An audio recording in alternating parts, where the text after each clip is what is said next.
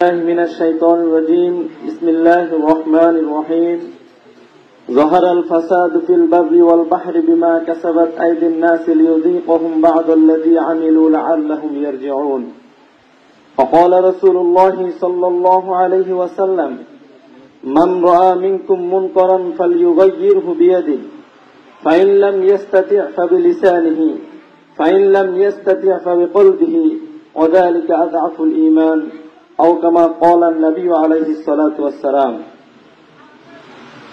বুগুই দক্ষিণপাড়া ইশাআতুল ইসলামী পাঠাগারের উদ্যোগে আয়োজিত আজকের এই হিফজুল কোরআন ও ইসলামিক কুইজ প্রতিযোগিতার পুরস্কার বিতরণী অনুষ্ঠানের সম্মানিত সভাপতি ও সর্বস্তরের ধর্মপ্রাণ ধর্মপ্রিয় তাওহীদি জনতা, প্রথমে আমরা মহান রব্বুল আলামিনের শুকরিয়া আদায় করি যে আল্লাহ পাক রব্বুল আলামিন আমাদের সবাইকে তার দয়ায় মায়ায় অনুকম্পায় কৃপায় ধন্য করে কোরআনে হাকিমের নেসবতে একটি দ্বীনি মারকাজে একটি দ্বীনি প্রোগ্রামে অংশগ্রহণ করার হাজিরি লেখাবার তৌফিক দান করেছেন। কাজেই আমরা সকলে রব্বে কারীমের শুকরিয়া আদায় করি আলহামদুলিল্লাহ। সম্মানিত উপস্থিতি, আমাদের সমাজের মধ্যে দুই ধরনের প্রচার প্রসার চালু আছে।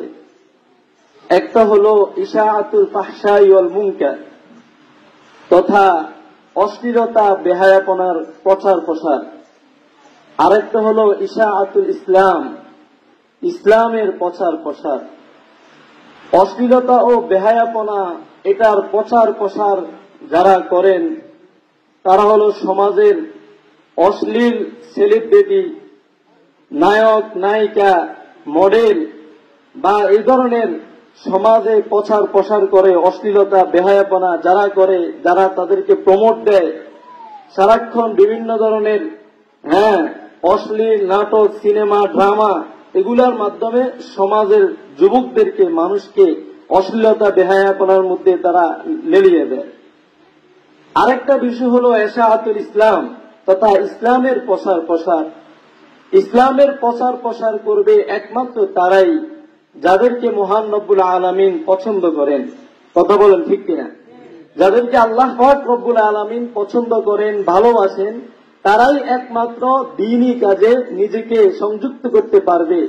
এই যে আমরা এখানে সবাই একত্রিত হয়েছি, এটা আমাদের প্রত্যেকের নিজেদের জনবলে, মনোবলে অথবা নিজেদের কোন শক্তিতে নয়। এই সাআদত বজুরে বাজুনি তানা বখশত খোদায়ে বখশিন্দা, এই ধরনের নেক কাজ, ভালো কাজ, প্রতিযোগিতামূলক কাজ, সামাজিক কর্মকাণ্ডে জড়িত হওয়া, ইসলামের প্রচার প্রসারে নিজেকে নিয়োজিত করা, এটা ততক্ষণ পর্যন্ত সম্ভব নয় যতক্ষণ পর্যন্ত মহান রব্বুল আলামিন তৌফিক না দিবেন।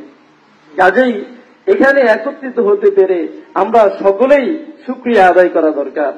মেরে মুহতারাম, একটা সমাজের মধ্যে যদি অশ্লীলতা বেহায়াপনা, বিভিন্ন ধরনের অপসংস্কৃতি, বিভিন্ন ধরনের অশ্লীলতা বেহায়াপনা ছড়িয়ে পড়ে, তখন ওই এলাকার মধ্যে মহান রব্বুল আলামিনের আযাব গজব একের পর এক। সূরাতুর রুমের 14 নম্বর আয়াতে কারিমা তেলাওয়াত করেছি।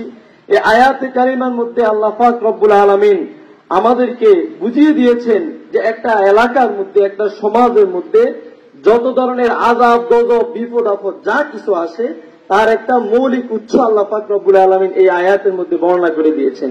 আল্লাহ তাআলা বলেন, যহারাল ফাসাদু ফিল বাররি ওয়াল বাহরি বিমা কাসাবাত আইদিন নাসি লিয়ুযীকাহুম বা'দাল্লাযী আমিলু লাআল্লাহুম ইয়ারজিউন। আসমান এবং জমিনের মধ্যে যত ধরনের আযাব গজব বিপদ আপদ সৃষ্টি হয় তার একমাত্র কারণ বিমা কাসাবাত আইদিন নাস, মানুষের হাতের কামাই, মানুষের কর্মের ফল। মানুষ যখন বেশির থেকে বেশি পাপাচার, অন্যায় কাজ, এলাকার মধ্যে বেশির থেকে বেশি অন্যায়, অবিচার, জুলুম হতে থাকে, তখন আল্লাহ পাক রব্বুল আলামিন লিয়ুযীকাহুম বা'দাল্লাযী আমিলু, তাদের এই ধরনের পাপাচার অন্যায় কাজের কারণে তাদেরকে সামান্য শাস্তি এই উদ্দেশ্যে দেন, একেবারে ধ্বংস করে দেওয়া আল্লাহর উদ্দেশ্য নয়। আল্লাহ তাআলা এই জন্য দেন লাআল্লাহুম ইয়ারজিউন, যেন মানুষ ভবিষ্যতে সতর্ক হয়ে যায়।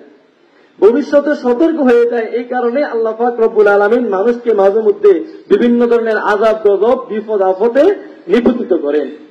মেরে মুহতারাম, তো আযাব গজব বিপদ আপদ তো আসে আমাদের অশ্লীলতা বেহায়াপনার কারণে, অশ্লীলতার প্রচার প্রসার করার কারণে। আরেকটা বিষয় আছে যার কারণে আল্লাহ পাক রব্বুল আলামিন বেশি থেকে বেশি যখন ওই বিষয়টা সমাজের মধ্যে বেশি হয় তখন আল্লাহ পাক রব্বুল আলামিন গোটা সমাজকে ধ্বংস করে দেন। সেটা হলো বৈষম্যতা, অবিচার, জুলুম। যখন কোন সমাজের মধ্যে ব্যাপক হারে বৈষম্য আর অবিচার শুরু হয় তখন আল্লাহ পাক রব্বুল আলামিন গোটা সমাজকে ধ্বংস করে দেন। হযরত রাসূল করিম সাল্লাল্লাহু আলাইহি ওয়াসাল্লামের হাদিস আছে, আমি সংক্ষিপ্তভাবে এই হাদিসটা বাংলা ভাষায় বলতে চাই। সেটা হলো, যেদিন আল্লাহ রাসূল সাল্লাল্লাহু আলাইহি ওয়াসাল্লাম মক্কা বিজয় করেন, মক্কা বিজয়ের পরের দিন সেখানে একটা চুরির ঘটনা ঘটে। চুরি করেছে কোন সাধারণ মানুষ নয়, একজন মহিলা মানুষ হলো চোর, নাম তার ফাতেমা। তাও কোন সাধারণ কোন বংশের চোর নয়, মহিলা নয়, সে হলো বনু মাখজুম গোত্রের। বনু মাখজুম হলো বিশ্বনবী মুহাম্মদুর রাসূলুল্লাহ সাল্লাল্লাহু আলাইহি ওয়াসাল্লামের দাদির পরিবার। যখন ওই মহিলা মক্কা বিজয়ের পরের দিন চুরি করলো, ধরা পড়লো, এখন কুরাইশের লোকেরা সবাই বিপাকে পড়ে গেল। হায়রে, গতকাল মাত্র আল্লাহর জমিনে আল্লাহর কোরআনের রাজ বাস্তবায়ন হয়েছে, গতকাল মাত্র মক্কার মধ্যে কোরআনের আইন জারি হয়েছে, এই মক্কার বিচারের আসনে অধিষ্ঠিত হয়েছেন মুহাম্মদুর রাসূলুল্লাহ সাল্লাল্লাহু আলাইহি ওয়াসাল্লাম। আর আজকেই সেই কুরাইশ বংশের বনু মাখজুম গোত্রের এই মহিলা চুরি করেছে। তাহলে যদি রাসূল সাল্লাল্লাহু আলাইহি ওয়াসাল্লামের কানে যদি বিষয়টা যায়, আল্লাহ রাসূল সাল্লাল্লাহু আলাইহি ওয়াসাল্লাম তো বিষয়টা স্পষ্টভাবে কোরআনের মধ্যে আছে, কোরআনের আইন জারি করবেন। কোরআনের আইন স্পষ্ট, আস-সারিকু ওয়াস-সারিকাতু ফাকতাউ আইদিয়াহুমা জাযাআন বিমা কাসাবা নাকালাম মিনাল্লাহ। চোর নারী হোক বা পুরুষ হোক, সাক্ষী প্রমাণের দ্বারায় যদি প্রমাণিত হয়, কোন মূল্যবান বস্তু যদি চুরি করে আর সাক্ষী প্রমাণের দ্বারা যদি প্রমাণিত হয়, তার হাত কেটে দাও। রাসূলের কানে যদি বিষয়টা যায়, রাসূল তো অবশ্যই তার হাত কেটে দিবে। তখন কুরাইশের মানুষ বিপাকে পড়ে গেল, কি করা, এই মুহূর্তে কি করণীয়। মহিলাটার হাত কেটে যাওয়া তো বড় কথা নয়, কিন্তু তার সাথে সাথে তো আমাদের গোটা বংশের নাক কাটা যাবে। কারণ যদি তার হাত কাটা হয়, মানুষ জিজ্ঞাসা করবে তার হাত কাটা কেন, সবাই বলবে চুরি করেছে। দ্বিতীয় প্রশ্ন আসবে, সে কোন বংশের, বলবে আল্লাহ রাসূলের গোত্রের। তখন রাসূলের মান সম্মান থাকবে, কুরাইশ বংশের মান সম্মান থাকবে। এই কারণে কুরাইশের লোকেরা বিপাকে পড়ে গেল, সবাই পরামর্শ করলো, পরামর্শ বসলো, এই মুহূর্তে মহিলাটাকে হাত কাটা থেকে বাঁচাইতে হবে। পরামর্শ বসে সবাই সিদ্ধান্ত নিল, হায়রে, বিষয়টা তো এত কঠিন কিছু নয়, এটা তো এখন তো মক্কার বিচারের আসনে উপবিষ্ট স্বয়ং রাসূল করিম সাল্লাল্লাহু আলাইহি ওয়াসাল্লাম, কাজেই এটা নিয়ে এত টেনশন করার কিছু নেই।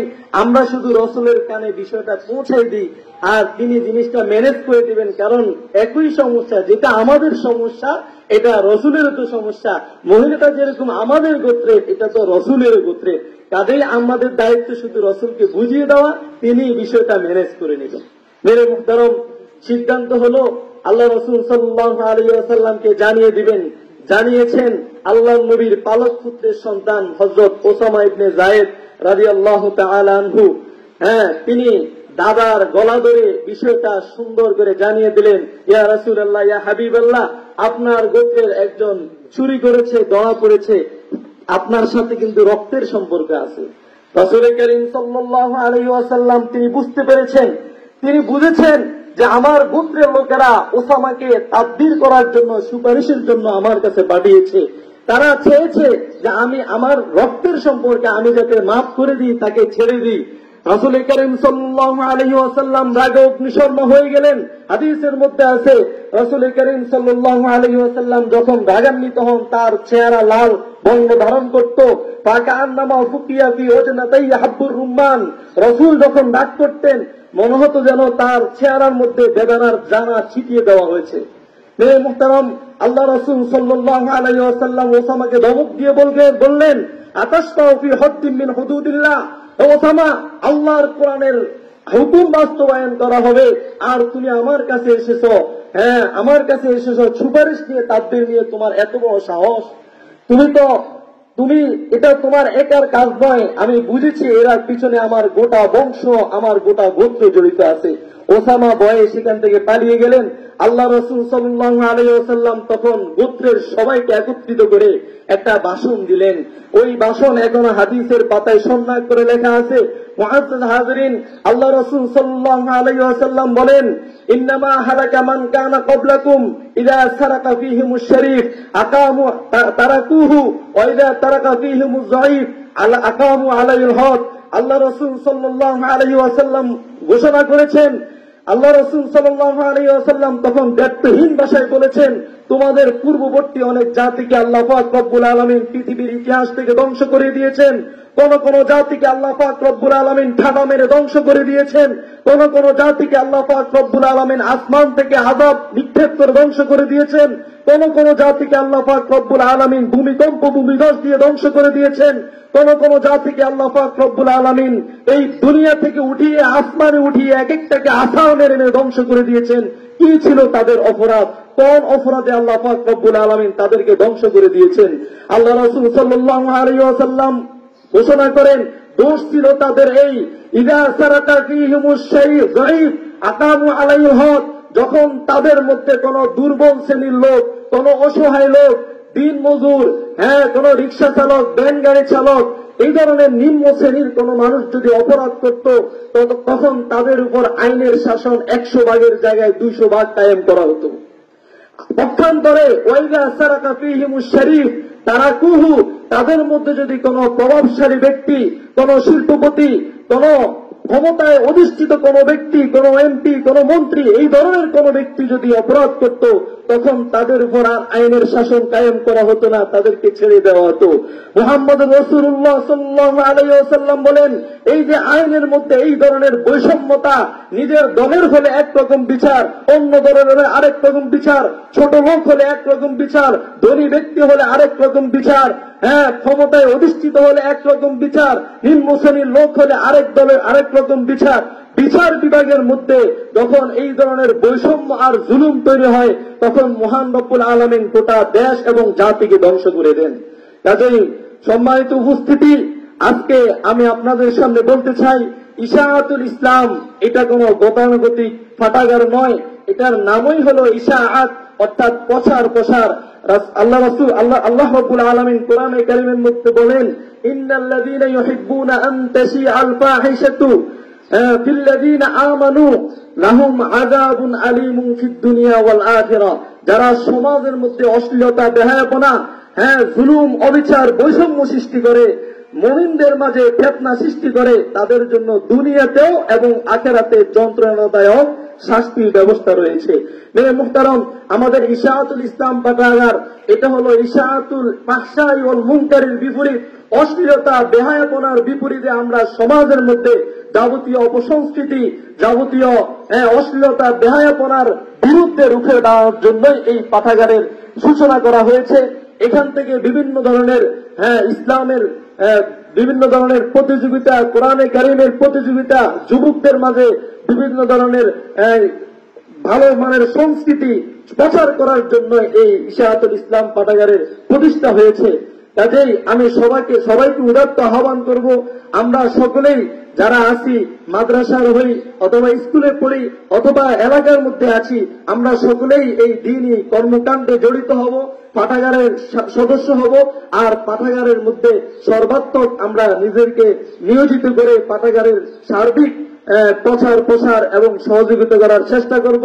আর আজকে আমাদের যে ইশাআতুল ইসলাম পাঠাগারের এই প্রথম একটা ব্যতিক্রমধর্মী অনুষ্ঠান, হিজবুল কোরআন প্রতিযোগিতা এবং কুইজ প্রতিযোগিতা, এটা এই প্রথম হয়েছে। ইনশাআল্লাহ আগামীতে আরো বেশি ব্যাপক, আরো বেশি সাবলীল করার জন্য আমরা সর্বোচ্চ চেষ্টা করব। আর এখন যে সমস্ত সমস্যা আমাদের মাঝে পরিলক্ষিত হয়েছে, এটাকে আমরা সবাই ক্ষমাসুন্দর দৃষ্টিতে দেখব। আর সকলে ইশাআতুল ইসলাম পাঠাগারের জন্য দোয়া করবেন। আল্লাহ পাক রব্বুল আলামিন যেন আমাদেরকে আরো বেশি বেশি দ্বীনি খেদমত আঞ্জাম দেওয়ার তৌফিক দান করেন।